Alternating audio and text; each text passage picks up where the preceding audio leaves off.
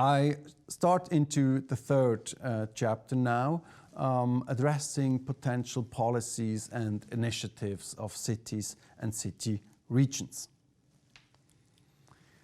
To start with that, you can look into the Sustainable Development Goals of the United Nations. And you basically see in the chapter 11, which is titled Sustainable Cities and Communities, many topics cities should address. You have ideas here of affordable housing, of course, of reducing the environmental impact. You have the cultural and natural heritage, which is addressed here. So this gives you a very good starting point to potentially design what I would call your local strategy. Looking at an example here, Tokyo has developed a sustainability action plan.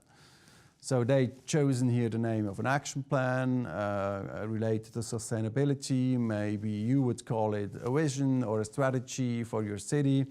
Whatever term you use, I think it's impressive what Tokyo has done, and it's worth looking at it. So Tokyo, just remind you of that, is still the largest metropolitan area worldwide with 38 million inhabitants. So what they try to do here is really a holistic approach to the development of the metropolitan region of Tokyo. They cover the environmental sphere, the economic sphere, and the social sphere, and they see also city planning, as is shown here on the slide, as a key instrument for human-centered and eco-friendly development. So really worth looking at that of the Japanese major metropolitan area. What has become really important, of course, in the last years are net zero strategies or concepts for low carbon city, as it is called here on the slide. Depending where you are as a city, maybe you use the term net zero if it's achievable in a certain timeline. If you have to be realistic and want to achieve something in the next years, then maybe you use low carbon. I think that doesn't really matter. What matters is what are you trying to achieve and what actions are you really implementing. What I try to show here is that a low-carbon city has basically 5 pillars. And 2 of these 5 pillars, spatial structure and urban land use, are closely related to regional and urban planning activities. Then you have the energy pillar, so energy supply. Are you doing that with renewables or other forms of energy? And then transportation, of course, plays a key role. Urban mobility, how is that organized? What kind of emissions are you creating? And then last but not least, waste and wastewater management. I will now, in the following slides, just highlight some of these pillars and some ideas of what you can really do within these 5 pillars. Before I do that, very briefly, one thought. I believe it's really in the self-interest of cities and city regions to move forward, to become low carbon, to become net zero, because that's also a factor of increasing your quality of life. Because, for example, if you plant trees, that's good to fight global warming, but it's also good for your quality of life and adaptation to climate change. Less energy also reduces your costs as a city as a whole. It strengthens competitiveness.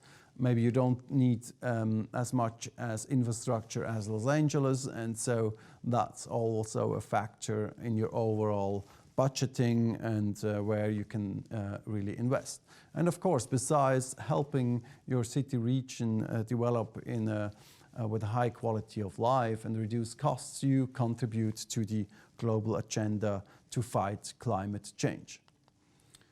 So what you see here is an example in relation to the energy pillar.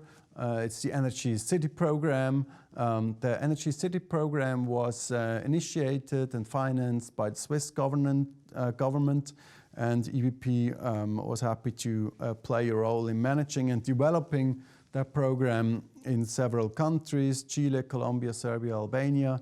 And up to now, 1,500 cities in 20 countries are committed to the Energy City program, which tries to really increase the share of renewable energies for heat, electricity, and fuel production, and also increase the energy efficiency in the areas of administration, businesses, and households.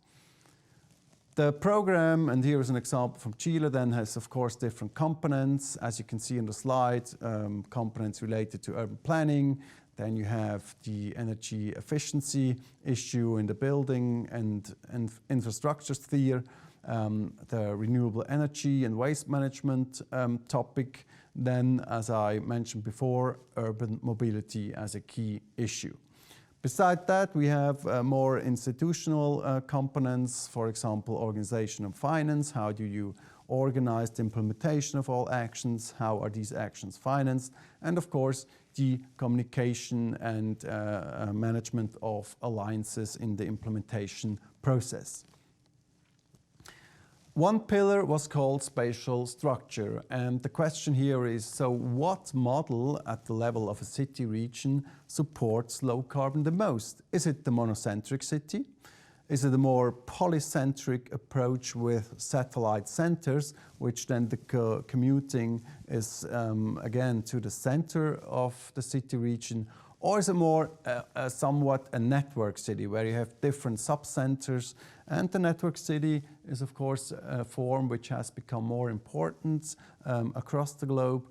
And what you can observe really is that you have different functions in different sub-centers in these network cities.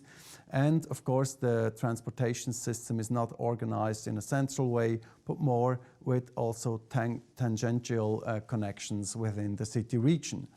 What is clear is that a high density in general and polycentricity is a good starting point for a low carbon city region, because it can be combined with an efficient public transportation system.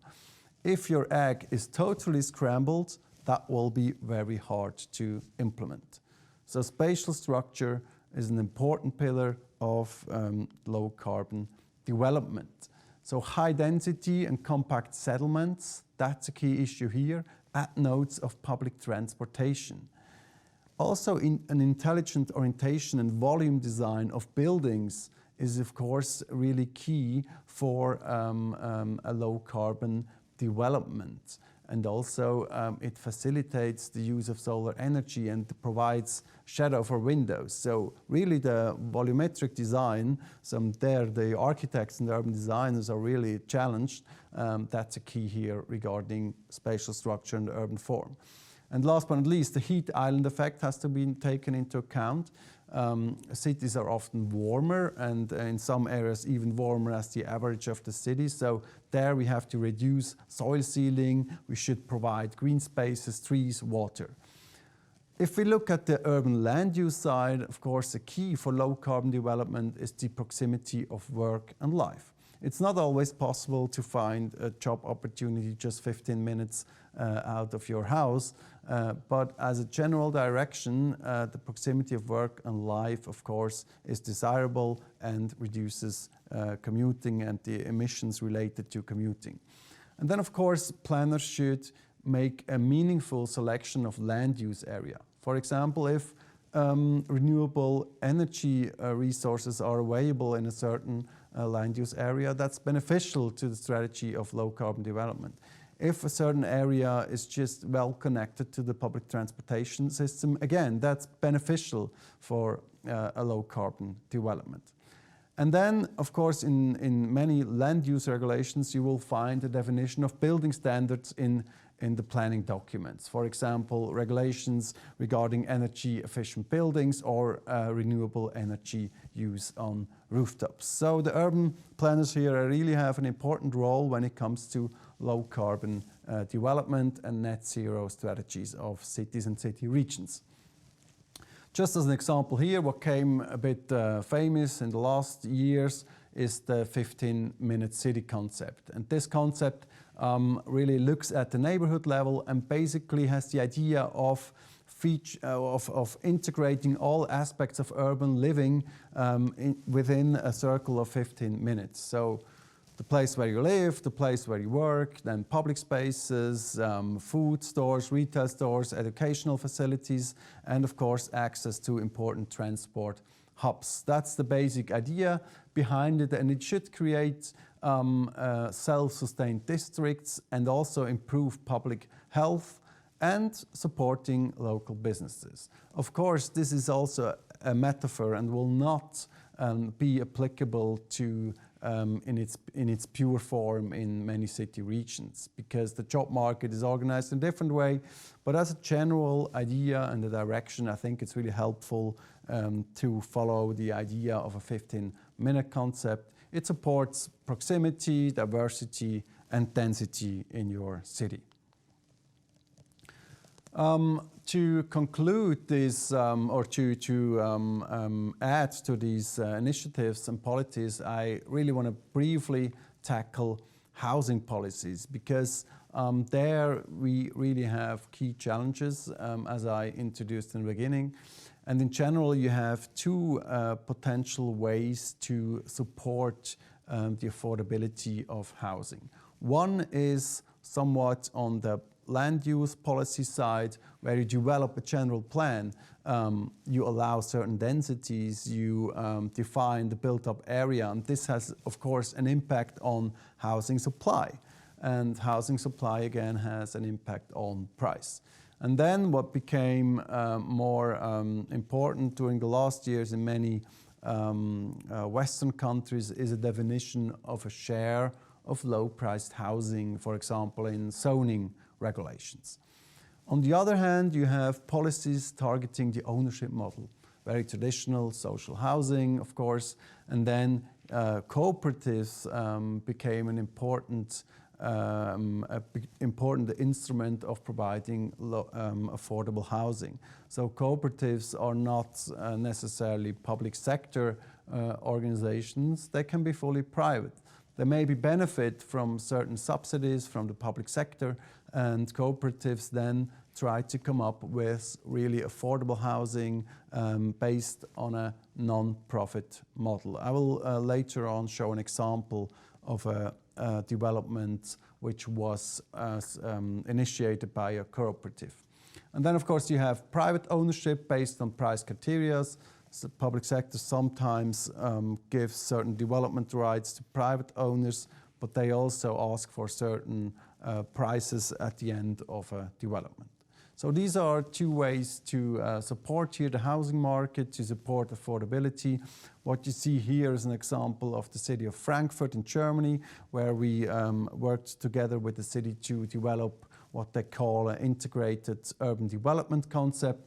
And what you see on the slide are different areas where the city plans to intensify land use to really work on the supply side in the next years. Frankfurt, as many other cities in Europe, is affected by really high demand for housing and raising prices during the last 20 years. So the question is, where can we intensify the existing urban fabric, and do we have to access actually new developments, especially brownfield areas which are not used anymore?